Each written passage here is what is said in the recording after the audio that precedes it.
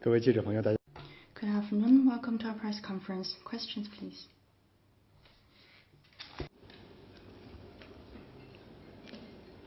谢谢路透社提问。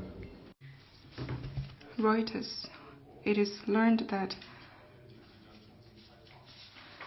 the border between China and DPRK will open, and it was reported that passenger buses passed the border. Can you brief us on that? When will the border between the two countries be reopened? 我没有可以提供的消息。 I have nothing to share at this moment. Next, please.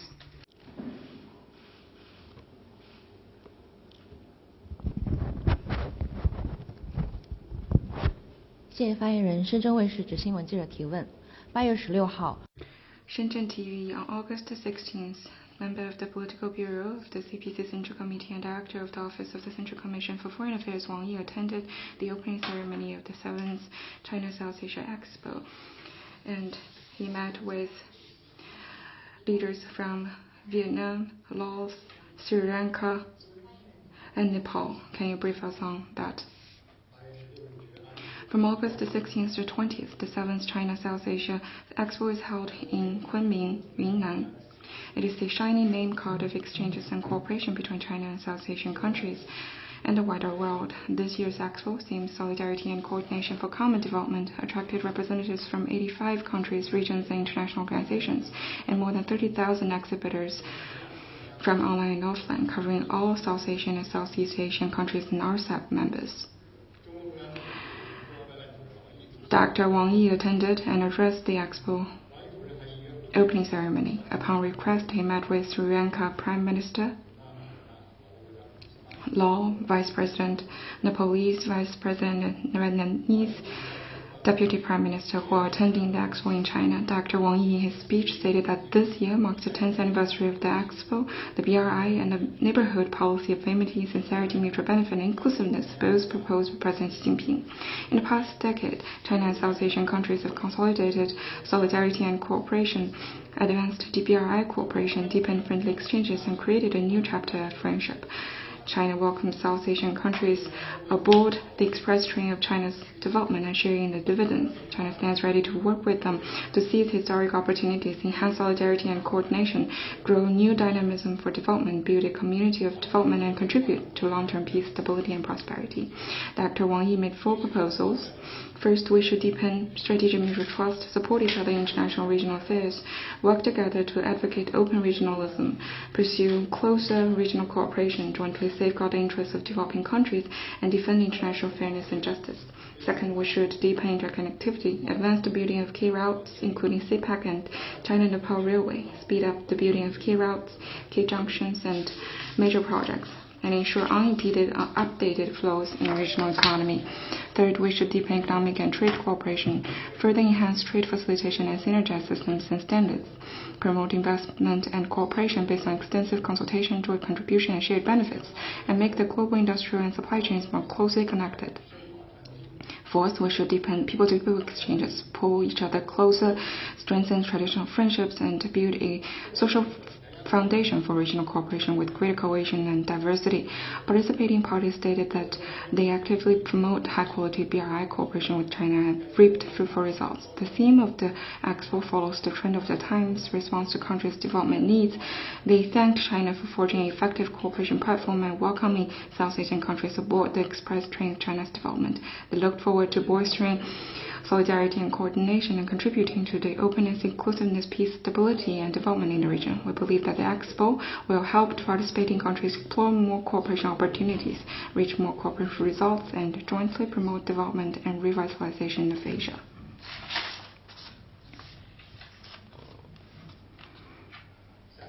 Next one, please.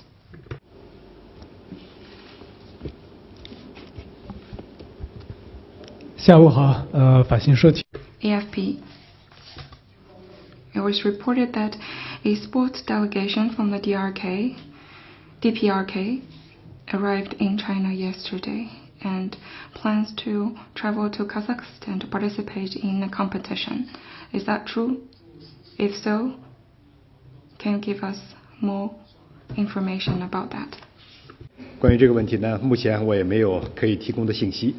I have no information on this at the moment. Next one, please.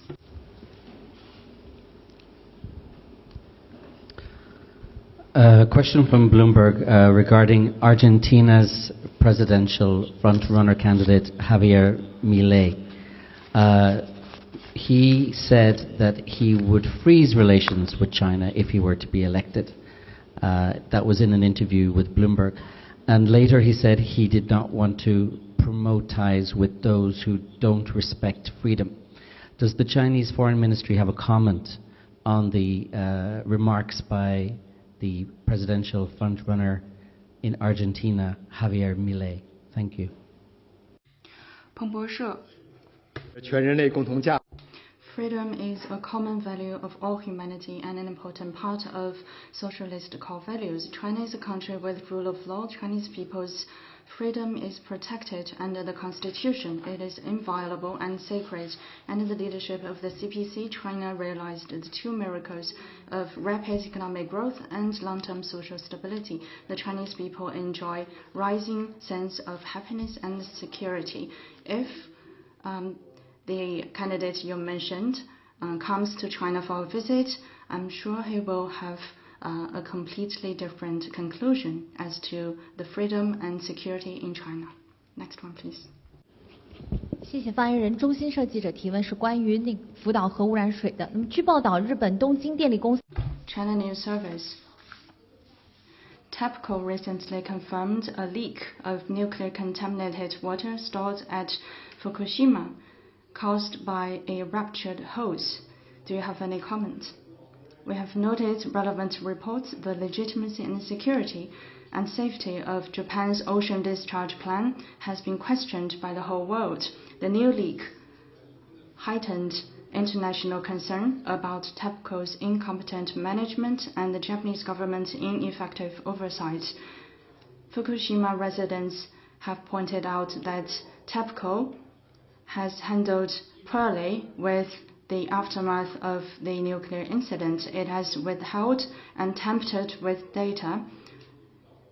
Can TEPCO manage the nuclear contaminated water in a rigorous and responsible manner? Can it ensure there will be no errors for up to 30 years of discharge? Can it guarantee the effective and reliable performance of the treatment facilities? Can it conduct sampling and monitoring in compliance with strict standards? There's a huge question mark. We again call on Japan to respond to legitimate concerns, stop pushing through the ocean discharge plan, have full communication with neighboring countries, deal with the water in a responsible way, and accept international oversight. Next one, please. 法新社 AFP. Recently, China decided to stop releasing unemployment data on youth. And this decision was strongly criticized both domestically and internationally. Some say that China lacks transparency, and this practice is to cover the problems. What's your response? First, I must point out that China's economic data is released in an open and transparent manner.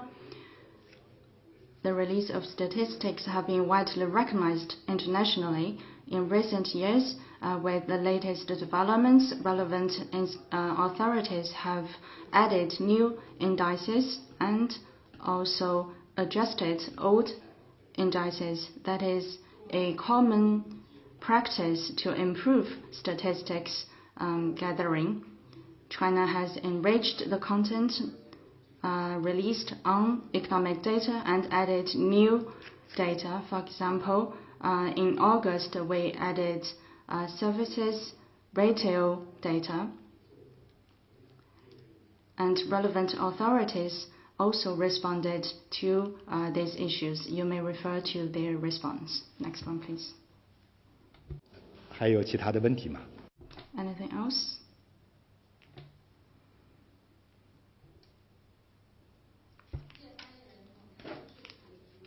CCTV.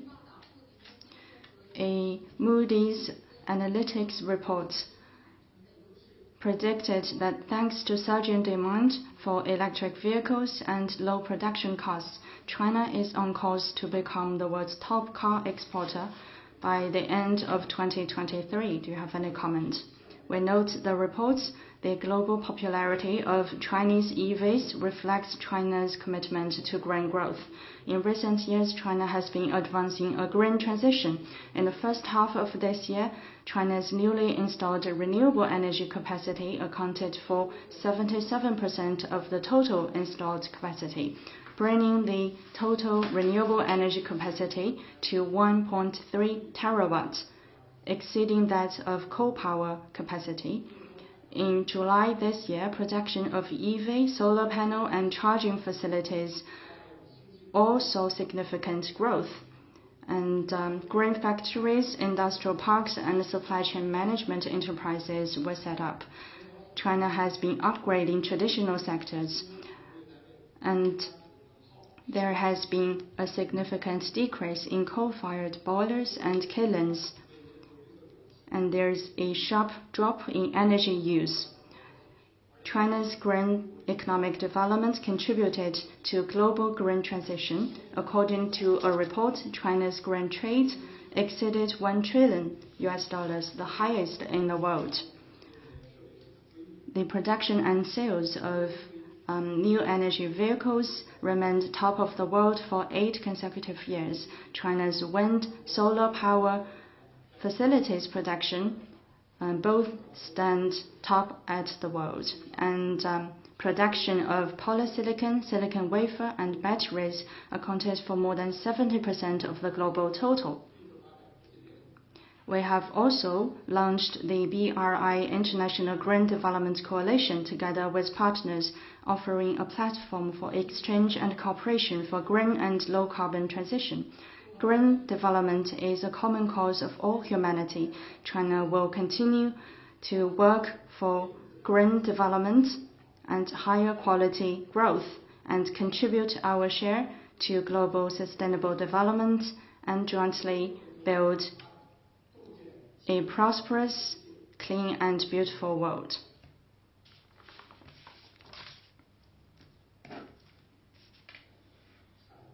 Next one, please. Anything else? That's all for today. Thank you.